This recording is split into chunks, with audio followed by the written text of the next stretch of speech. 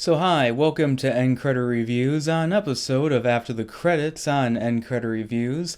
This is Tyler from End Credit Reviews, it's just me this time, and this is my review on the new Netflix movie, The Irishman. Now, The Irishman, of course, is based off, I don't know how accurate or historically inaccurate it might be to the real events surrounding Jimmy Hoffa, so maybe the history movie buff guy will make a video on it, but anyway, back on track, it's the new Martin Scorsese movie about, of course, a man named Frank, played by Robert De Niro, gets, of course, tied in with a mob, and he's introduced to, of course, a character named Russell, played by Joe Pesci, and eventually becomes super tight with the notorious union boss and mafia guy known as Jimmy Hoffa, played by Al Pacino. Now the thing is, I really like Martin Scorsese's movies a lot. I think Goodfellas is great, and The Aviator, which is I think that's my favorite movie by Scorsese, as well as The Wolf of Wall Street. However, I don't think he necessarily makes gold every time.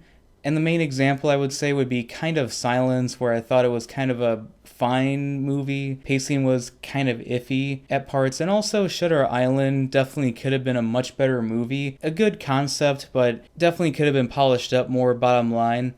But anyway, The Irishman itself, I am definitely a sucker for those period piece movies that take place a while back and definitely show hints of like, okay, here's this historical moment that happened here or there. However, I'm kind of iffy about it when they just overexploit the 60s and the 70s and the 80s, especially when they do the 80s, because that's just way too done nowadays. And I'm happy this one kind of started more towards the 1950s. I'm like, okay, that's not half bad.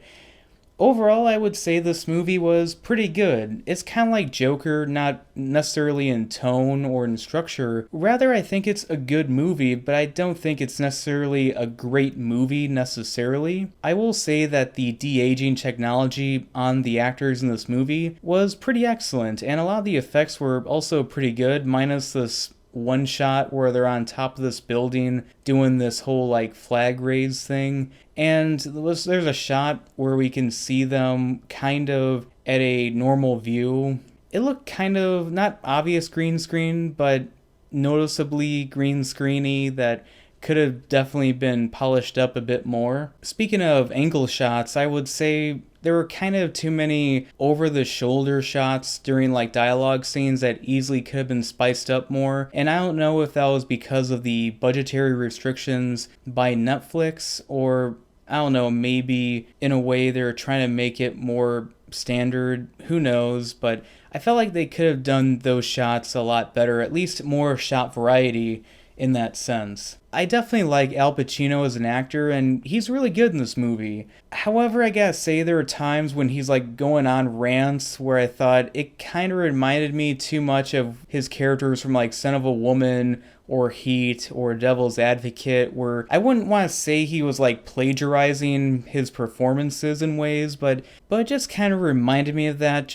But then again, that's just my opinion. I gotta say another thing I like about this movie, aside from the look of it, of course, would be the kills in this movie are pretty realistic and intense, but I do like how, again, they're shot very well. You can tell what's going on. There aren't some up-close shots where you confuse the audience, so I did like that, how the camera was far back enough so you can tell who is who and what was going on. However, the other issue I would say with this movie, aside from some of the camera cinematography work that could have been better from time to time, and also maybe some acting from time to time from some of the cast, is that the movie is kind of too lengthy and definitely could have warranted some kind of either better pacing in certain scenes or some scenes being better done. There's this one scene that I felt like easily could have been cut from the movie where De Niro's character has to help another mobster guy with this guy's like, hey, this man's late, and that he goes to him. But I felt like that scene kind of could have been cut from the movie